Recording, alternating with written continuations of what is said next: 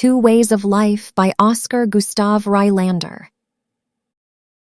Imagine standing in front of a photograph so ambitious, so theatrically overwhelming, that Victorian England couldn't decide whether to celebrate it or ban it. Today we're looking at one of the most extraordinary images in the entire history of photography. The Two Ways of Life, created in 1857 by Oscar Gustav Rejlander. Oscar Gustav Rejlander was born around 1813 in Sweden, though the exact details of his early life remain somewhat murky. Fitting, perhaps, for a man who would spend his career blurring the lines between reality and illusion. He trained originally as a painter and sculptor in Rome, absorbing the grand tradition of European academic art, the dramatic compositions, the allegorical figures, the moral weight of history painting.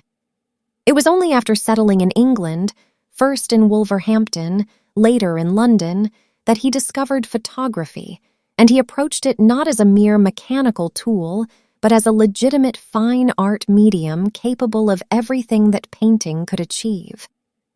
He became a close friend of Charles Darwin, who commissioned Rejlander to photograph human facial expressions for his 1872 book, The Expression of the Emotions in Man and Animals. He corresponded with leading figures of the arts and sciences, and yet, despite his ambitions and his brilliance, Rejlander died in 1875 in relative poverty, his health broken, his revolutionary contributions only partially recognized in his own lifetime. The Two Ways of Life was created using a technique Rejlander essentially pioneered: combination printing. The final image was assembled from approximately 30 separate photographic negatives, each depicting individual figures or groups, carefully composed and then printed together onto a single large sheet of albumen paper. The resulting work measured roughly 79 by 41 centimeters, enormous by the standards of the day. This was not a photograph in the way we understand a photograph. This was a constructed world, a staged theatrical vision assembled with the same deliberate craft that a painter brings to a large-scale canvas. Rejlander directed his models, mostly working-class people from the English Midlands, costumed them, posed them, and photographed them in segments before weaving those segments into a unified whole.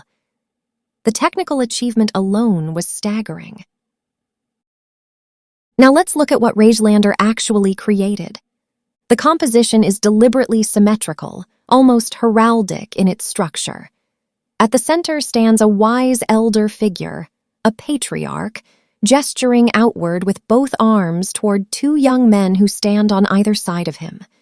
Behind him, a luminous arched opening suggests the natural world, the light of reason and innocence.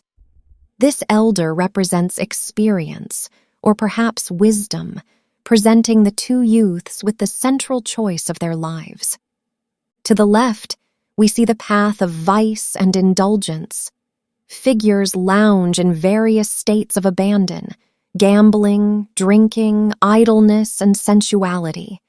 Some appear lost in pleasure, others already broken by it. There is a heaviness here, a moral fatigue in the bodies themselves.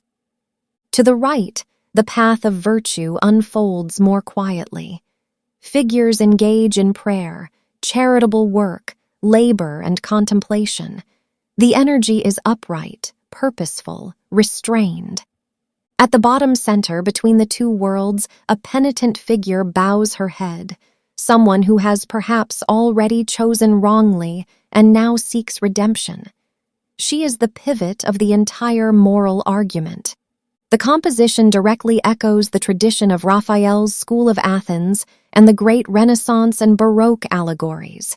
It is, in fact, a history painting executed in light rather than pigment. When Rejlander exhibited the work at the Manchester Art Treasures exhibition in 1857, the reaction was explosive. The nudity on the left-hand side of the image, the figures associated with vice, caused an immediate controversy. Scotland's Photographic Society refused to display it altogether. The debate that erupted was not merely about decency, it was about the fundamental nature of photography itself. Could a photograph be art? Could it carry moral and allegorical meaning the way a painting could? Many critics argued that photography was inherently mechanical, incapable of genuine artistic intention. Rejlander's image forced that question into the open with undeniable force. Here was an image that was unmistakably, deliberately, philosophically constructed. It had a moral argument. It had a visual rhetoric. It demanded to be read, not merely seen. Queen Victoria herself purchased a copy of the print as a gift for Prince Albert, which effectively settled the question of its respectability, at least in polite society. The Two Ways of Life stands today as a founding document of art photography. Rejlander proved that the camera was not simply a recording device, but an instrument of imagination, capable of constructing realities that had never existed in front of a lens. His combination printing technique anticipated the photomontage innovations of the 20th century, the Dadaists, the surrealists, and ultimately the digital compositing that every photographer and filmmaker takes for granted today. There is something deeply moving about the fact that this image, assembled from 30 fragments depicting a world that never was, feels so coherent, so complete, so alive. It is held together not by optical fact, but by artistic intention. And in that sense, it remains one of photography's most honest statements about what photography truly is. Oscar Gustav Rejlander didn't just take a photograph in 1857. He made an argument about art, about morality, about what the camera could become. Nearly 170 years later, that argument is still worth hearing. Thank you for watching. If you enjoyed this analysis, please subscribe and leave a comment below. What other works would you like to explore? See you next time.